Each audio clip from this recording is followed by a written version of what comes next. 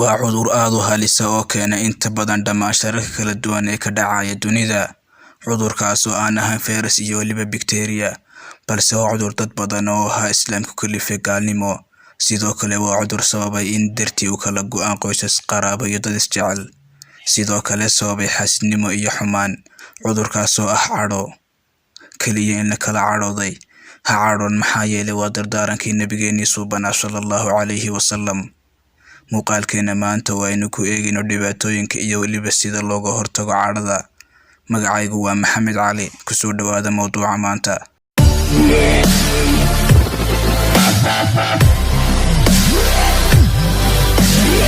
Maalin maalmaha ka mid nin ayaa u soo galay nabiga sallallahu calayhi wasallam. Waxa uuna ninkii yidhi rasuulkii Ilaahay ii dardaaran. Nabigu sallallahu calayhi wasallam wuxuu ku yidhi ha cadhoon. ilaa 3 jeer ku celceliyay rasuulku sallallahu calayhi wasallam.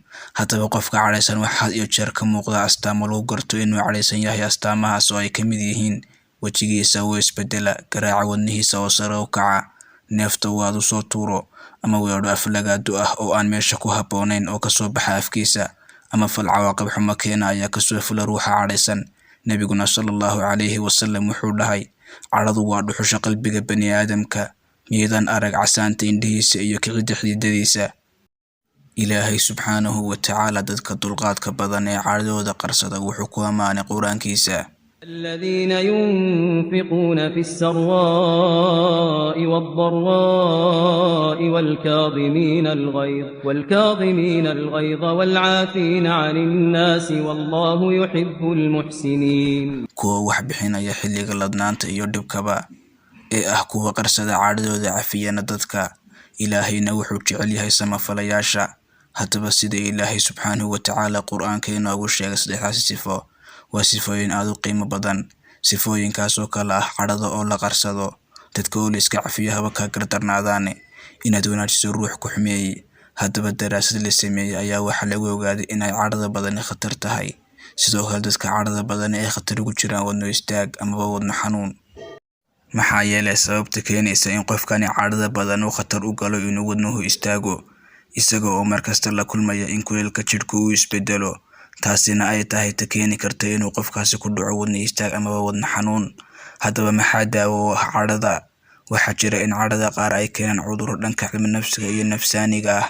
Cadhadaas oo ay muhiim u tahay inuu qofku booqdo xarun caafimaad amaba dhakhtar cilmi nafsi ah haddii tahay cadho joogto ah. Haddaba cadhada kale ee aan cudurkeenin waxa la iskaga daweyn karaa inaad marka horeba ka digtoonaato cadhada, adigoo qaadanaya dardaarankii rasuulkeena sallallahu calayhi wasallam ee ahaa ha cadhoon. Sidoo kale inaad shaydaanka iska naarto kadibna aad beddesho xaaladaadii hore.